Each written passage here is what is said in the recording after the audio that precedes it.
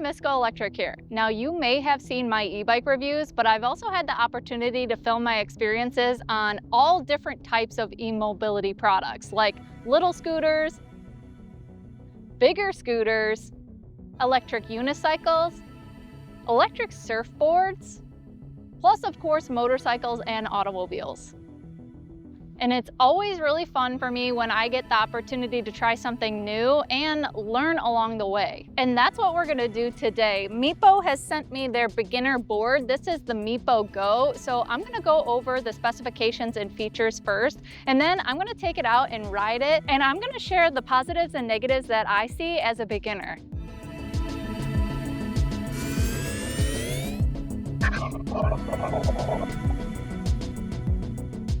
The Meepo Go is a beginner-friendly street-style longboard. The deck is made out of pure bamboo and reinforced with fiberglass. It includes impact-resistant plates and a scratch-resistant underside. The board measures 37.8 inches long by 9.4 inches wide and is paired with 90 by 60 millimeter polyurethane 76A wheels. Meepo says the Go weighs just shy of 20 pounds and can support riders up to 330 pounds. The board includes a dual belt drive system with a pair of 1500 watt motors totaling 3000 watts of maximum power. There are 4 ride modes including L, E, S, and S+, with the top 2 modes reaching peak performance of 28 miles per hour. Meepo says the board can handle up to 30% inclines too. The skateboard is equipped with 45-degree trucks, which the brand says provides superior stability at high speeds compared to traditional 50-degree trucks. The board is also equipped with a 12S3P 50.4 volt 7.5 amp hour battery,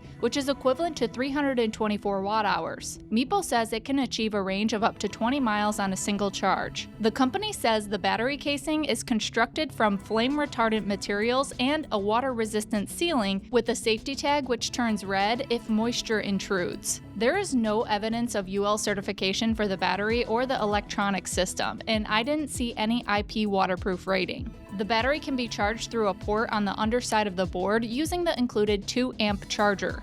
The charger should deliver a full charge in 4 hours. The electronic speed controller supports full customization of acceleration, top speed, and braking sensitivity through the handheld controller. A double tap of the power button toggles between speed modes, minimizing accidental adjustments. It is constructed of hard plastic and includes an adjustable wrist tie. The thumb scroll wheel allows for forward and reverse speed control. A small monochrome display provides data including trip mileage, speed, direction of travel, ride mode, battery state of charge for the board and for the controller, and the brake mode percentage. Riders can access the fine-tuning menu by pressing the function button 8 times. The board features cruise control, which is enabled by holding the scroll wheel at your desired speed, then tapping the power button once. The controller can be charged using the included USB cable and appears to last for many hours of riding. Meepo is a direct-to-consumer brand offering replacement parts and a variety of accessories on their website. They provide a 2-year warranty as well. So let's get to riding, but first I need to put on my helmet here. This is my Lumos helmet. It is a smart helmet, which is perfect for this application because it has so many really cool features. This Lumos Nyxel smart helmet meets or exceeds high-speed e-bike safety ratings, and the optional multi-directional impact protection system, or MIPS versions, add extra protection against concussions and brain trauma. The helmet is Lumos' lightest helmet yet and has great ventilation, along with an opening through the back specifically for riders like me who want to wear a ponytail comfortably. They're available in 9 different color options, including some with fun graphics. The feature I like the most is the Quinn crash detection option. When it detects a crash, emergency contacts are automatically alerted with your location via your phone. It also provides identification and detailed impact data to medical personnel. This is one of the few smart helmets we've seen with a replaceable battery module to extend the helmet's lifespan. The helmet includes turn signal indicators as well as brake lights illuminate automatically upon deceleration. The lighting can be linked with additional Lumos lights and even synchronized with other riders' helmets for group rides. I've got my controller and I've got my safety gear on, so let's get to riding. All right, so I am starting off in the low mode and my braking is at 100. And with this new board, since I'm a newer rider, it's gonna allow me to unlock the S and S Plus modes when I have 10 kilometers under my belt. I'm just gonna start off pretty slow. The controller here is telling me I'm going about 5-6 miles per hour on this surface, but so far it feels pretty comfortable. Let's see how I can take this turn. It's kind of stiff as far as the turning goes, but that's something I'll definitely get used to. But I like so far how precise this controller is and the power that it's giving me and delivering, because it makes it really easy to slow it down and speed it up with just the most minute movements on my finger from the controller. And so far with these cracks in the sidewalk, it feels pretty comfortable and manageable. Now I'm going uphill a little bit. It feels like it has quite a bit of torque, so it'd be able to get me up a pretty steep incline. And the company says that this can handle 30% inclines, which is really impressive. It's a dual 1500 watt motor setup. I have seen some people talk about how the trucks on this are a little stiff, and I do agree with that. The one thing that I would say is that I think it's actually probably pretty good for a beginner like someone like me in turning these corners and everything like that. So I have had to get off each time, but I am learning balance-wise that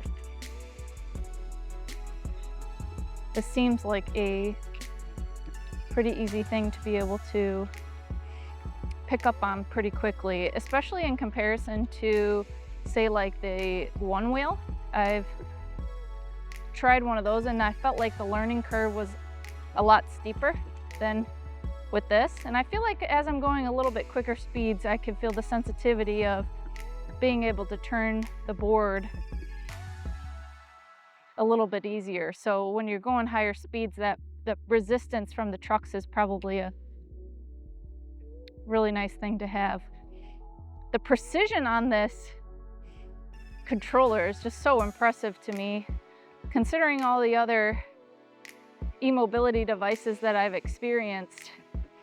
I'm really happy with how precise it is in allowing me to pick up the pace or slow down, and even use that reverse mode to come to a complete stop pretty easily, and even quickly reverse if you're more comfortable with riding in the other direction.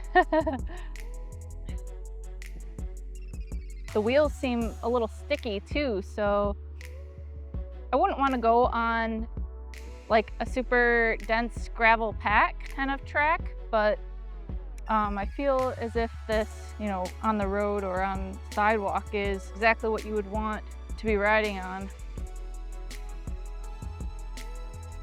Whoop. It is really quiet too, so pretty surprised by that, considering it's a 1500 watt motor setup, dual motor setup. And even if I do go on the grass, this has enough grip on the wheel and torque to get me out of that situation.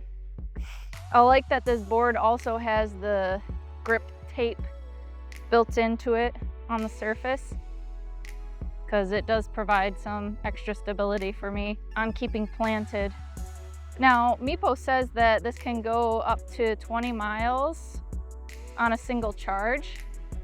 And obviously that's very dependent on what mode you're in. If you're in a mode like me, where I'm only going like max, 10 miles per hour, 12 miles per hour, I think is the limit on that, then you're probably gonna be able to get very close, if not to that 20-mile point. But if you start picking up the pace and using that S Plus mode more often, you're probably gonna see maybe closer to like 15 miles. So I'm in E now, so let's move up to the S. I don't wanna get too carried away, but I can feel that it is more responsive in this S mode, but at the same time, that controller is just very, very, very precise. So even in this higher mode, I feel like I'm in great control.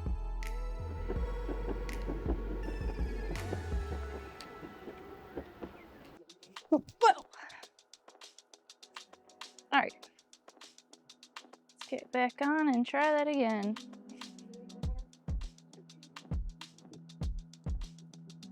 I really like to see how much information is on this controller now that it's really bright outside. It is a little bit harder to read, so I'm gonna have to see if I can turn the brightness up or anything like that, but I kind of feel as if I have to get it a little bit closer to my face in order to read it in this bright sun.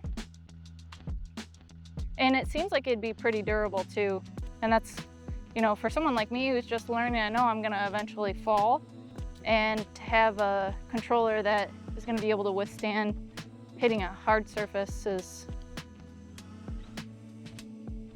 definitely important. It seems like it is quite durable.